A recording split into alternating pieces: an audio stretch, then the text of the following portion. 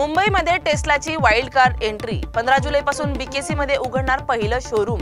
Elon मस्कची electric car company Tesla अखेर भारतात एंट्री करते। 15 जुलैला मुंबईच्या बीकेसी मध्ये पहिलं अनुभव केंद्र सुरू होणार आहे। मॉडेल वाय एसयूव्ही आधीच भारतात दाखल झाले असून ऑगस्ट अखेरीस डिलिव्हरी सुरू होणार आहे। आयात शुल्क मोठा असला तरी टेस्ला थांबणार नाही। भारतीय ईव्ही मार्केटला आता खऱ्या अर्थाने झटका बसणार आहे। तुमच्यासाठी राबतात 13,000 कामगार। मुख्यमंत्र्यांनी दिलं विदेशी उड्डाणाचं टार्गेट। नवी मुंबई आंतरराष्ट्रीय विमानतळाचं उद्घाटन 30 सप्टेंबर 2025 ला करण्याचं टार्गेट मुख्यमंत्री देवेंद्र फडणवीस यांनी जाहीर केले। सध्या 13,000 कामगार रात्रंदिवस झटत असून ही संख्या वाढवण्याचे आदेशही देण्यात आले। विमानतळाचं 94% काम पूर्ण झालं असून भारतातील नव्हे तर जगातील सर्वात वेगवान बॅगेज सिस्टीम इथे बसवली जाणार आहे। या भव्य विमानतळावरून लवकरच परदेशी उड्डाणही सुरू होतील असं संकेत सीएम फडणवीस यांनी दिला आहे। हिरोईनवर चिली स्प्रे नंतर चाकूने हल्ला, शेजाऱ्यांनी वाचवला जीव। बेंगळुरूमधील प्रसिद्ध कन्नड टीव्ही अभिनेत्री मंजुला श्रुती हिच्यावर तिच्या पतीने संशयातून थरारक हल्ला केला। नुकतीच 2 दिवसांपूर्वी पुन्हा एकत्र आलेली ही जोडी हिंसक वळणावर गेली। घरातच मिरची स्प्रे करून नवऱ्याने तिच्या मान, पोटऱ्या आणि मानेवर चाकूचे अनेक घाव घातले। शेजाऱ्यांनी वेळेवर धाव घेतल्यामुळे तिचा जीव वाचला। अभिनेत्री सध्या व्हिक्टोरिया हॉस्पिटलमध्ये उपचाराधीन असून नवऱ्यावर हत्या करण्याचा प्रयत्न, छळ आणि कौटुंबिक हिंसाचाराचे गुन्हे दाखल करण्यात आले आहेत। कॅनडा भारतीयांसाठी नाही तर खालिस्तानी दहशतवाद्यांसाठी। कॅनडामधील कपिल शर्मा यांच्या कॅप्स कॅफेवर अलीकडेच गोळीबार झाला।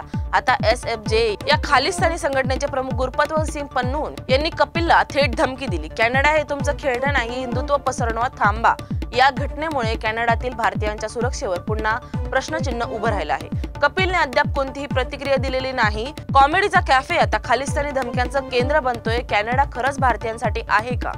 बिग बॉस फेम अब्दू रोझिक अटकेत। चोरीच्या आरोपामुळे दुबई एअरपोर्टवर कारवाई। बिग बॉस 16 चा स्पर्धक आणि गायक अब्दू रोझिक याला दुबई इंटरनॅशनल एअरपोर्टवर शनिवारी अटक करण्यात आली आहे। त्याच्या प्रतिनिधी संस्थेने या बातमीला दुजोरा दिला असून सांगितलं, आम्हाला माहिती आहे की त्याला चोरीच्या आरोपांवरून ताब्यात घेण्यात आलं आहे, मात्र यापेक्षा अधिक माहिती अद्याप देण्यात आलेली नाही। केएल राहुल बनला किंग ऑफ द लॉर्ड्स। दुसऱ्यांदा ठोकलं शतक, इतिहासात नाव कोरलं। इंडियाचा स्टार फलंदाज केएल राहुल याने लॉर्ड्सच्या मैदानावर पुन्हा एकदा शतक ठोकून सर्वांचे लक्ष वेधले। हे त्याचं लॉर्ड्सवरील दुसरं आणि इंग्लंडमधील 4थं टेस्ट शतक ठरलं। त्याने ऋषभ पंत सोबत मिळून 141 धावांची भागीदारी करत टीमला मजबूत स्थितीत पोहोचवलं। मात्र शोएब बाशिरने त्याला शतकानंतर लगेच बाद केलं। King of Lord's K L Rahul शांत, संयमी आणि शतकी वादळ। क्रिकेटचं मैदान की रेसलिंगचा अखेरचा साद, गिल वर्सेस क्रोली। लॉर्ड्समध्ये इंग्लंड विरुद्धच्या तिसऱ्या टेस्टमधल्या तिसऱ्या दिवशी अंतिम ओव्हरमध्ये नाट्यमय वाद रंगला। इंग्लंडचे सलामीवीर झॅक क्रोली आणि बेन डकेट यांनी वेळ वाया घालवला, ज्यामुळे भारताला दुसरा ओव्हर गरजेपुरता खेळता आला नाही। इंडियाचे कर्णधार शुभमन गिल खूपच चिडले आणि क्रोलीकडे पाहत जोरात ओरडले। ही दृश्ये सोशल मीडियात व्हायरल झाली असून अनेकांनी गिल यांची विराटनं आठवली अशी तुलना केली।